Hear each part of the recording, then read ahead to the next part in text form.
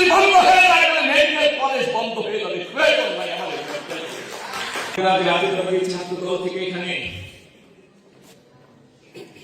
আমি বেগম খালেদা জিয়ার রুহের মাগফিরাত কামনা করছি, পাশাপাশি আল্লাহর কাছে মহান আল্লাহর দরবারে দোয়া করি বেগম খালেদা জিয়ার রুহের মাগফিরাত কামনায় তার রেখে দেওয়া যে আদর্শ রয়েছে, তার সুসন্তান বাংলাদেশের নতুন ইতিহাসকে বদলে নতুন ইতিহাস সৃষ্টি করতে যাচ্ছে জনাব তারেক রহমানকে আল্লাহ যেন হেফাজত করেন এবং তার মনের বাসনা যেন পূর্ণ করে বাংলাদেশ একটি স্বনির্ভর বাংলাদেশে রূপ দিতে পারে, সেটা দোয়া আজকে আমরা করি। আমি সুযোগ যেহেতু পেয়েছি, জাতীয়তাবাদী ছাত্রদল থেকে এখানে এসেছি, হাঁটি হাঁটি পা পা করে রুহের মাগফিরাত কামনার এই মঞ্চ থেকে সামান্য কিছু রাজনৈতিক কথাই বলবো। আল্লাহ বেগম খালেদা জিয়াকে জান্নাতবাসী করবেন, ইতিমধ্যে আমাদের সে আশা, যার বাংলাদেশের মানুষ সহ আন্তর্জাতিক মহল সেটা আমাদেরকে কিছুটা হলেও বুঝতে দিয়েছে। আজকে মেডিকেল কলেজের প্রিন্সিপাল থেকে শুরু করে ড্যাবের কেন্দ্রীয় নেতৃবৃন্দ এখানে উপস্থিত রয়েছেন। ফরিদপুর জেলা বিএনপির পক্ষ থেকে একটি প্রশ্ন রেখে যায় আপনাদের কাছে।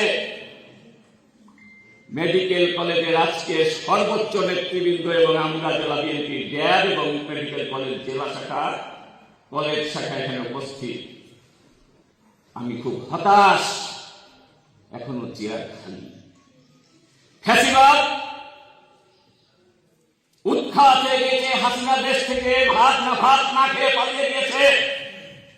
তাহলে কিসের ইশারায় এখন আমার ছাত্র বন্ধুরা এখানে আসতে সাহস পাচ্ছে না? কার আশ্রয় আছে মেডিকেল কলেজ? কার আশ্রয় আছে? কারা তাদের হুমকি দিচ্ছে, কারা তাদের ধমকি দিচ্ছে? এখানে উপস্থিত যাত্রা কর্মচারীর নাশ, জাতীয়তাবাদী ছাত্র দলের একটা কর্মী এখানে উপস্থিত হতে পেরেছে কিনা আমার জানা। তাহলে কিসের আলামত?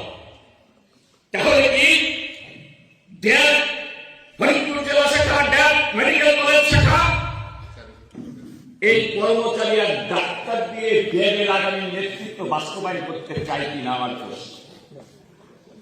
আর প্রশাসনের প্রতি অনুরোধ রেখে যাব, অতীত ভুলে যান। আমি জাতীয়তাবাদী ছাত্র দল থেকে বিদায় নিয়ে বিএনপির নেতৃত্ব দিচ্ছি। 12 তারিখ পর্যন্ত আমরা দেখতে চাই, 12 তারিখের পরে যদি আমাদেরকে সশরীরে এখানে উপস্থিত হয়ে এখানে স্বাভাবিক রাজনীতির চর্চা না করতে দেওয়া হয়, তাহলে কিন্তু ভয়ানক পরিস্থিতি হবে।